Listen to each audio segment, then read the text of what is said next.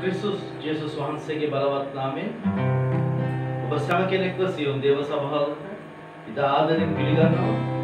අපි තවත් සබත් දවසක දෙවියන් වහන්සේගේ පාමුල උන්වහන්සේට නමස්කාර කරන්නට එක්සිත්ව එක් රැස් වී තිබෙනවා. අපි උන්වහන්සේට එකම හදවතකින් ඉන්නා වූ ස්ථානයේ සිට දෙවියන් වහන්සේට ගෞරව කරමු. අතිශුද්ධ ධර්මිෂ්ඨ දෙවිඳුනි, ඔබගේ දෑතට මේ කාලේ බාර කරනවා ස්වාමීනි. ස්වාමීනි, මේ දේව මේ ආරම්භයේ පටන් අවසානය දක්වා ඔබ වහන්සේ ක්‍රියා කරන්න. ඔබගේ බලය, ඔබගේ ආත්මය බැස පැමිණේවා. සුද්ධාත්මනි, ඔබ එකිනෙකව ස්පර්ශ කරමින් ඒ සුද්ධාත්ම බලයෙන් පුරවන්න ස්වාමීනි. මේ ආශා කරනවා ස්වාමීනි, ඔබ වහන්සේගේ ආධිපත්‍යය ඔබගේ ආලේපය දැන් මේ ස්ථානයේ පුරවන්න ස්වාමීනි. शुद्धात्मा ने वहांसे के दिव्य में दया कर मैं आगे दिव्य भूमि में था स्वामी मैं मार दे मैं इन उस्तान से तो बस हम एक सिद्ध रो तो वैसा फैमिली वो यार है पे मैं तो दल बटन स्वामी यीशु क्रिस्टस वहांसे की बात नाम है अब वो तक दिव्य तो स्तुति करो स्तुति वे स्वामी ने प्रशंसा वे वो देश सागर मोता स्वामी वहांसे प्रशंसा करा रिकाला शंदाला बराहिया ताला बरिया ताला Shandala barahiyam tala bariyam tala Oriba shandala barahiyam tala bariyam tala Dawah saya pada kerana Hampir dawah sobat devian maham sege Abi muka pinama Ada dawah suami maham sege kau kerana Oriba baba shandala barahiyam tala bariyam tala Orikala bashandala barahiyam tala Abi maham tak diri tu kau kerana Ulu misal memang devian प्रशंसा करो hallelujah hallelujah hallelujah hallelujah प्रशंसा में स्वामी महिमा में अभी गाना करो वहां से करो करें अभी पवित्र में भी वहां से अभी मुकाबले अभी गमन करो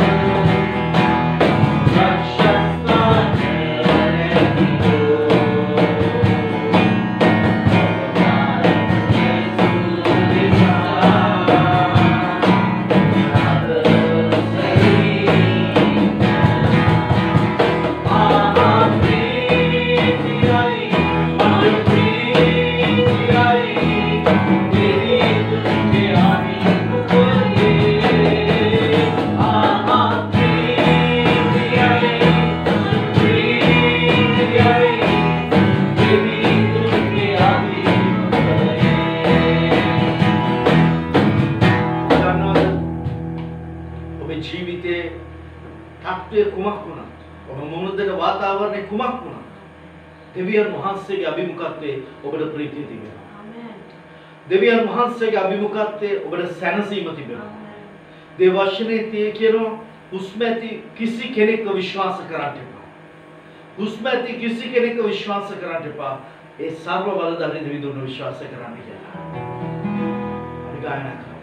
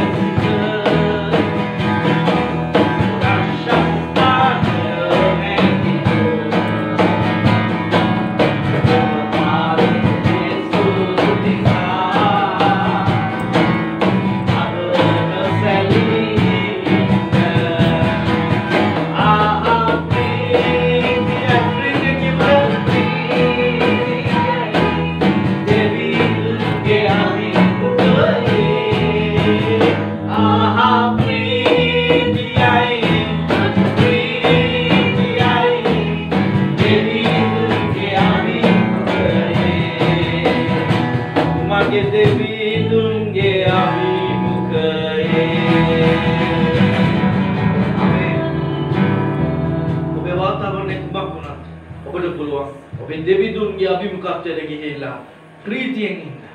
ආමෙන්. මන්ද උන්වහන්සේ විශ්වාසවන්ත දෙවියන් වහන්සේ. හාලෙලූයා. ජේසුස් ජේසුස් ක්‍රිස්තුස් වහන්සේගේ බලවත් නාමයෙන් නැවතත් ඔබ වෙත ආදරෙන් දෙවියන් වහන්සේගේ අභිමුඛත්වයට අපි පිළිගන්නවා. අපි දෙවියන් වහන්සේගේ වචනයට ගමන් කරමු. උන්වහන්සේගේ වචනයෙන් උන්වහන්සේ ඔබට මට ආශිර්වාද කරනවා. හාලෙලූයා. අද දවසේ අපි බලන්න යනවා දෙවියන් වහන්සේගේ වචනයෙන්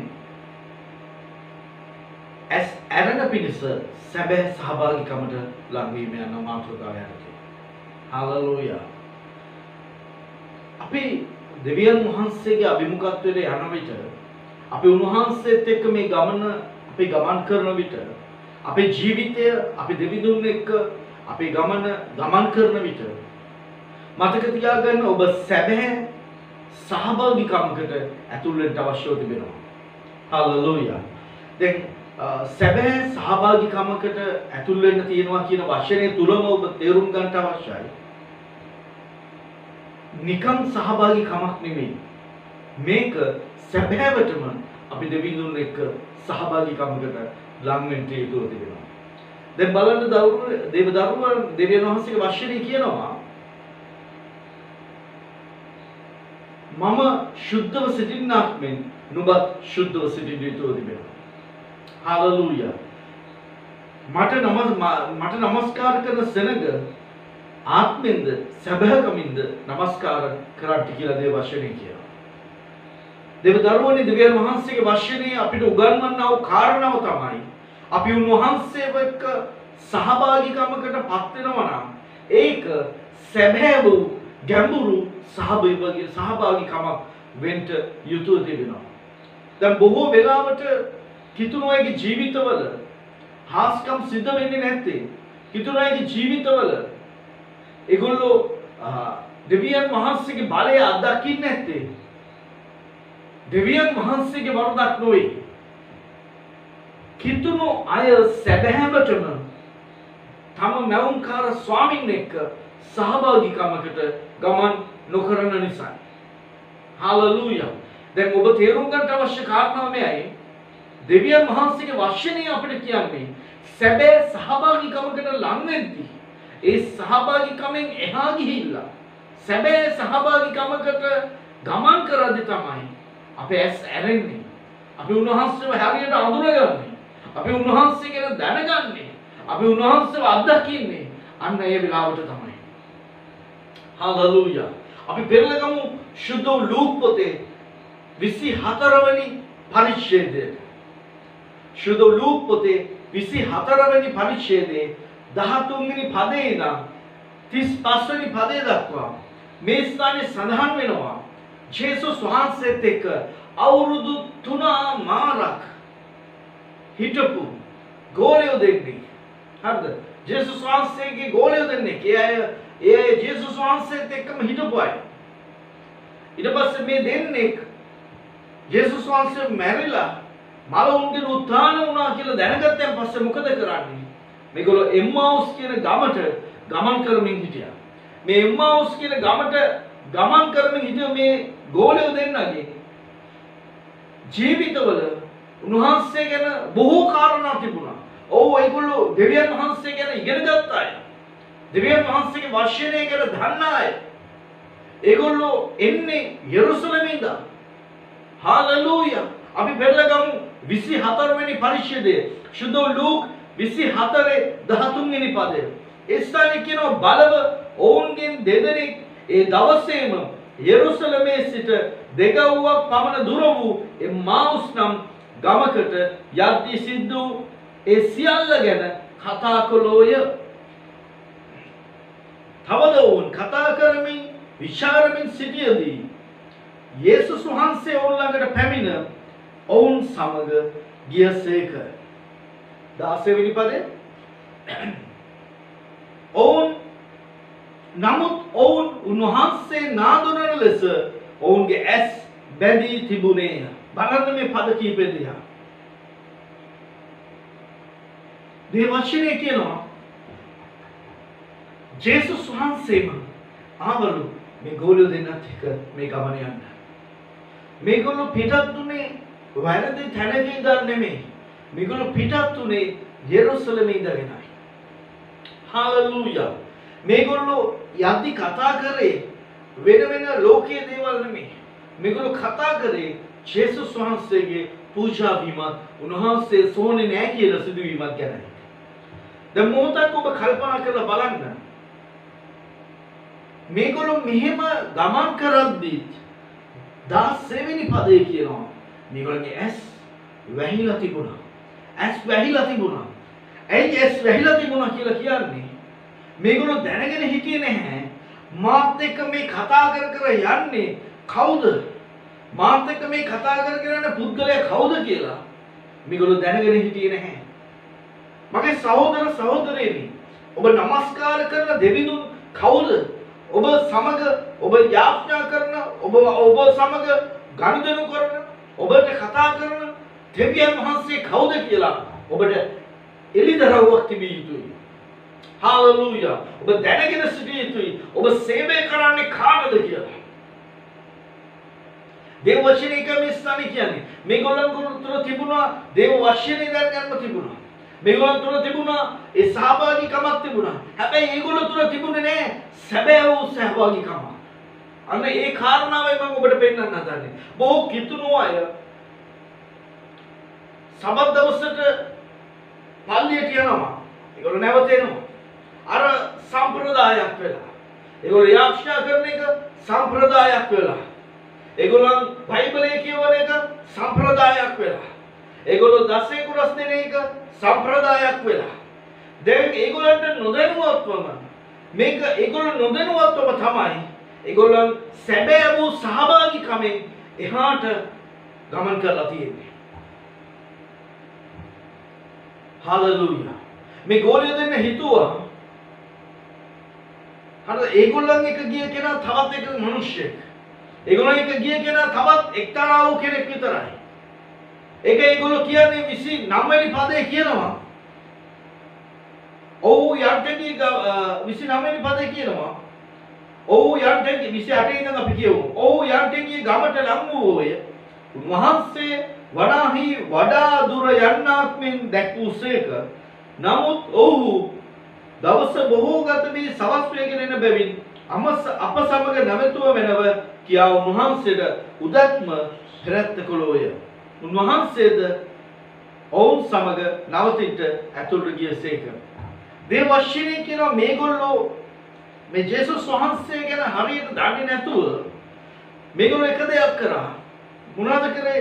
උන්වහන්සේට අපිත් එක්ක ඉඳලා යන්න දැන් රෑ වෙලා ඔයා රෑ මේ වෙලාවෙ ගියොත් සොරුන්ට අහු වෙන්න පුළුවන්. එහෙම නැත්නම් මංකොලකාරයන්ට අහු වෙන්න පුළුවන්. එහෙම නැත්නම් සත්වෙන්ට නරක සත්තු ඉන්න පුළුවන්. ඔයාට යන්න පාර පෙන්නේ නැති වෙන්න පුළුවන්. කරදරයක් වෙයි. ඒක නිසා ඔයා අපිත් එක්කම ඉන්න කියලා පෙරත්ත කරා. මේගොල්ලෝ සහභාගීකම තියෙනවා. මේගොල්ලන් තුල දැනගැන්ම තියෙනවා. මේගොල්ලෝ තුල පංගුකාරත්වයේ තියෙනවා. හැබැයි ඒක සම්ප්‍රදායක් තුලයි තියෙන්නේ. හාලෙලූයා. මේ සම්ප්‍රදායෙන් එහා ගිහිල්ලා සැබෑ වූ සහභාගීකම ගැනයි මම ඔබට කතා කරන්නේ. මේ සැබෑ වූ සහභාගීකම කියන්නේ කිසිම සීමාවක් නැති සහභාගීකමක්. ඒකට කිසිම වෙලාවක් නැහැ. ඒකට කිසිම මිම්මක් නැහැ. ඒකට කිසිම බවුන්ඩරි එකක් නැහැ. සීමාවල් නැහැ. ඒක සියලු සීමාවල් කඩාගෙන මිදගෙන යන්නා වූ සැබෑ වූ සහභාගීකම. හාලෙලූයා. හාලෙලූයා. ඒ සැබෑ වූ සහභාගීකම තමයි මිස්සානේ ජේසුස් වහන්සේ ක්‍රියා කරන්නේ. මේ ජේසුස් වහන්සේ ඒගොල්ලන්ට කියලා දෙනවා. අපි දකිනවා 19 20 21 22 මේ පදවල දේව වචනේ අමාරු තැන් මේ ගෝලයන්ට ගෙන්නුවා උන්වහන්සේ. හාලෙලූයා. මොනතරම් ප්‍රේමණීය දෙවි කෙනෙක්ද? දෙවි ජේසුස් වහන්සේම හඳුනන්නේ නැහැ. නමුත් ජේසුස් වහන්සේම එයට උගන්වනවා. ඔබේ ජීවිතය අද දවස ඔබේ ජීවිතයේ ජය ජීවිතයට ඇතුල් වෙනව දවස කරගන්න. ඔබ සහභාගීකම කරන්නව කෙනෙක් ඒක බොහොම හොඳයි. හැබැයි එතනින් එහාට ගමන් කරලා සැබෑ වූ සහභාගීකමක් සැබෑවටම උන්වහන්සේ සොයන්න පටන් ගන්නවා. ඔබ දසෙන් කොටස් අරගෙන හැමදාම දහම් එක වෙන් කරන්නේ කොහොමද? හඳුරලාද? නෑ. සැබෑ වූ සහභාගීකම. ඔබ ඉරිදට පල්ලියට කිව්වම ඒක කරන්නේ කොහොමද? ඒක නිකන් අර යන්නන් වාලේ දෙයක් නේ. එහෙම නැත්නම් සභාවේ දේවගතිවරයා හෝ වැඩිමහල්ලෙක් යම් දෙයක් හැරුවම මේක කොහොමද ඔයගොල්ලන්ගේ විශ්වාසවන්තකම? අර කියන හින්දාද කරන්නේ? අපි දකිනවා බොහෝ සේවය කරන අය විශේෂයෙන්ම අර්ධකාලීන සේවය කරන අය බොහෝ අය දේවල් කරන්නේ කියන විදිහට කියන නිසා. නෑ ඒක නෙමෙයි බ්ලෙසිං එක. එතනින් එහා ගිහිල්ලා තියෙනවා ඔබ වෙනුවෙන් ලැබූ මහත් ආශිර්වාදයක්. ඒ තමයි ජේසුස් වහන්සේ. හාලෙලූයා.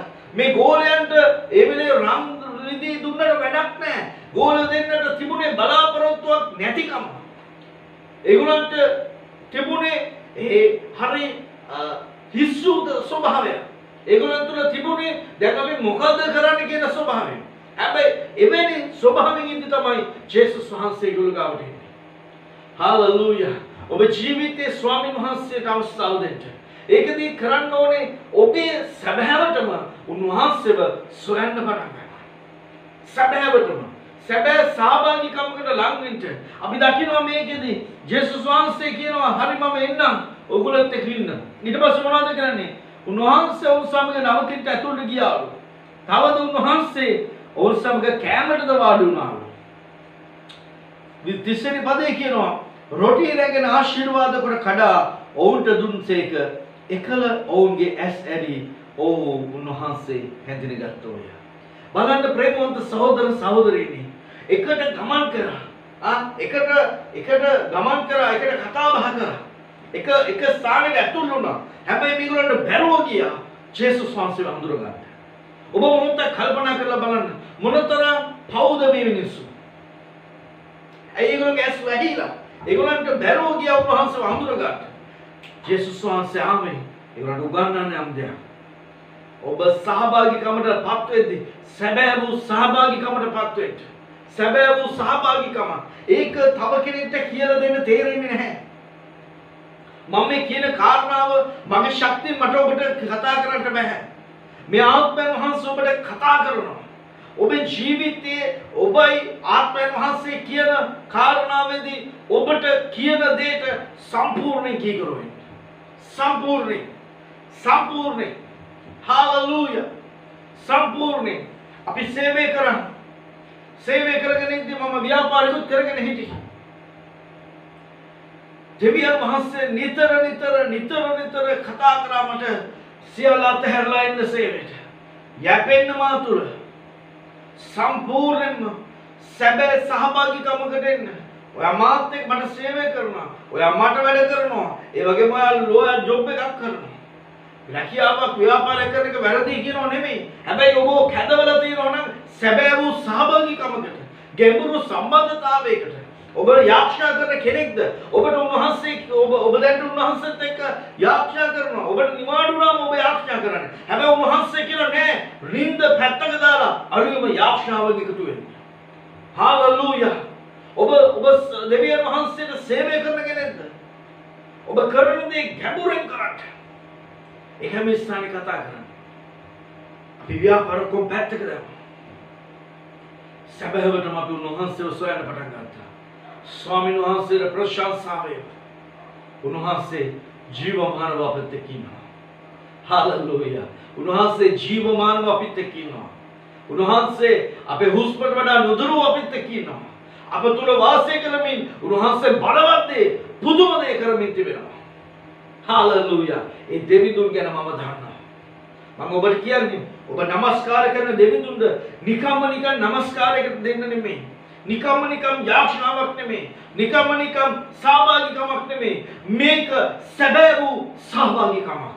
මේ සම්බන්ධතාවයේ ගැඹුරුයි. මේක දරුවෙක් පියෙක් එක්ක තියෙන සම්බන්ධකමක්. ඔබ ජීවිතයේ අද දවසේ ඔබ තේරුම් ගන්නට ස්වාමීන් වහන්සේ තුල ගැඹුරු සම්බන්ධතාවයකට ඇතුල් වෙන්න. ගැඹුරු සහභාගීකමකට ඇතුල් වෙන්න. ඒ ඔබ ආශිර්වාදයකට ගෙනියන්න. බලන්න මේ ස්ථානේ කියනවා. උන්වහන්සේ ඇදහිගත්තෝය. එවිට උන්වහන්සේ 32 වෙනි පදය ඔවුන්ට නොපෙනී ගියෝය. එකලවහු උන්වහන්සේ අප සමග මගදී කතා කළ කලින් ලියවලිය අපිට තෝරා දුන් කලින් අපේ සිත් දැවා නොවේදයි එකිනෙකාට කතා කරගත්තෝය. හාලෙලූයා. බාර මේ ස්ථානේ කියන ඔව්හු එම පැයේදීම නැගිට එම පැයේදීම බලන්න දේව වශයෙන් කියන්නේ ඒගොල්ලෝ රැ වෙලා ඒ වෙලාවෙදිම නැගිටලා මොනවද කියන්නේ?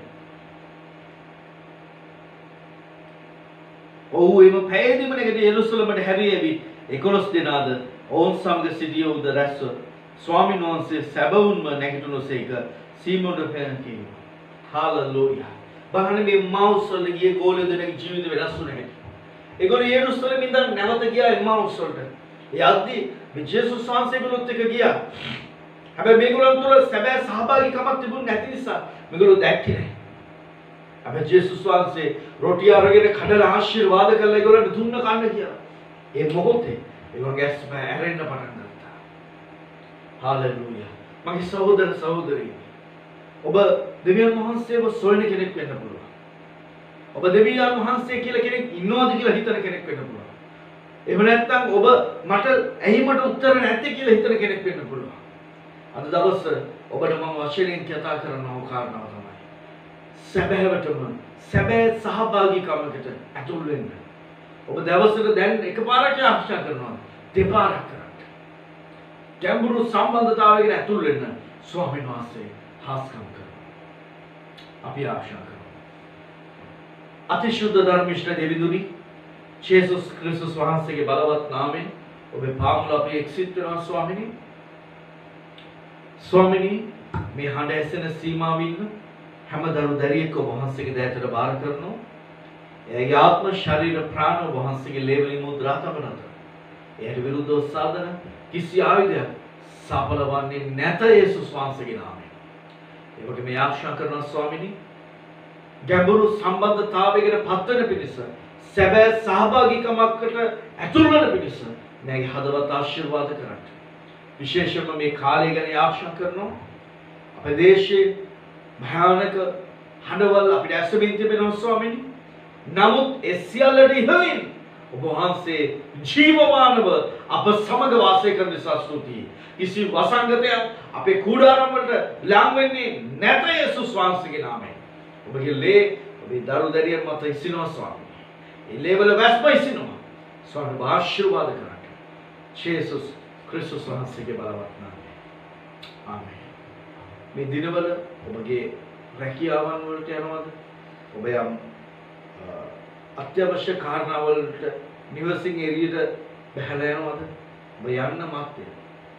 ක්‍රිස්තුස් වහන්සේගේ ලේ ඇදහිල්ලෙන් ඔබ මත ඔබේ පවුල මත තවරලා එළියට ගමන් කරන්න. ඒ ඊටාම අත්‍යවශ්‍ය කාරණාව. මන්ද මේ දිනවල අපි දකිනවා භයානක හඬවල් ඇසෙමින් තිබෙනවා. හාලෙලූයා. ඔබ ගැඹුරු සම්බන්ධකමකට සැබෑ සහභාගීකමකට ඇතුල් විය යුතු කාලයක් ඔබ ඉඳලා.